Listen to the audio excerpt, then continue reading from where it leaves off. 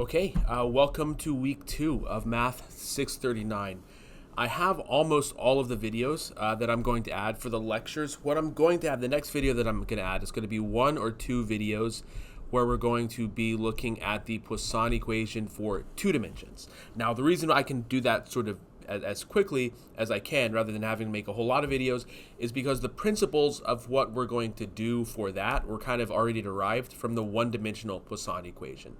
And we're going, as the thing here says, we're going to focus on finite difference methods. We're not going to really look so much at finite element or finite volume method, not because those methods are not important, but because I want to keep the focus in this class on iterative methods for solving large systems of equations. So I want to give us practical examples of large systems of equations to solve, because that is where the motivation for these things comes from, because it relies on certain structures. And so this I can accomplish those goals essentially as well as I need to just by looking at the finite difference methods. Now, that's not a blanket statement about everything, but for the purposes of this course, just looking at finite difference methods are what we're going to be concentrating on. But just to give us examples on which we can apply our iterative techniques. So by the end of this week, you'll be able to do a lot. You'll be able to answer some of the questions for the homework problem, or for the project as well. The other things I'll get posted today will be a homework assignment and stuff like that.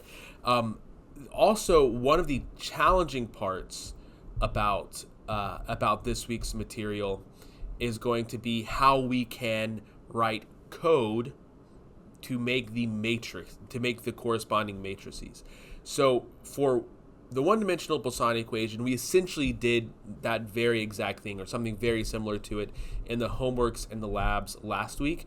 But for two-dimensional Poisson, there's a complication that we'll talk about. So that's going to be one of the things that the lab focuses on this week, is assembling the matrix for the two-dimensional Poisson equation, which is going to be one of the things that you have to do for your project.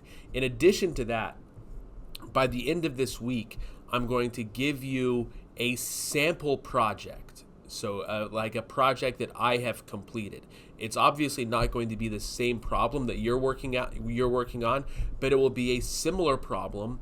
And the idea is that this is going to give you the point of this is that this is going to give you an idea about what exactly it is I'm looking for you to do in the project. Because even though the project, I think, is spelled out pretty clearly, it might be a little confusing about exactly what I mean about some of the things in terms of, I don't know, even things like complete sentences and just the format of the project and that sort of thing. So I'm going to give that to you. It's going to be very, very similar, and you'll be able to use that as something to go off of. And there's even going to be some code and stuff that you'll be able to reuse.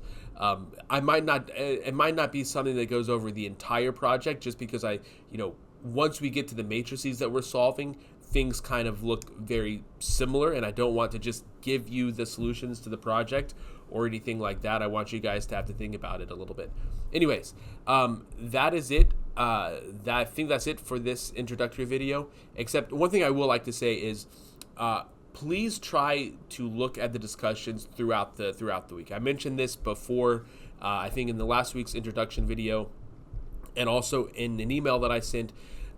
One of the things that we need to do in the Distance Masters program, one of the sort of requirements that's coming down and that just sort of makes sense anyways, is that we need to have sustained interaction throughout the week. Like this cannot be something where you're just kind of looking at it all on Saturday afternoon or something like that. We need to have sustained interaction throughout the week, because we don't want this to be like a correspondence school. We do want to offer the flexibility that an online master's program can have, but we also still want to keep that connected to Texas A&M's identity as a traditional face-to-face school as much as we can. And one of those things that we want to do is try to make sure that there's interaction throughout the week, which is why I've set the discussions up as they have. So a lot of people, even today, haven't done the discussions, and most people did the discussions toward the end of the week. So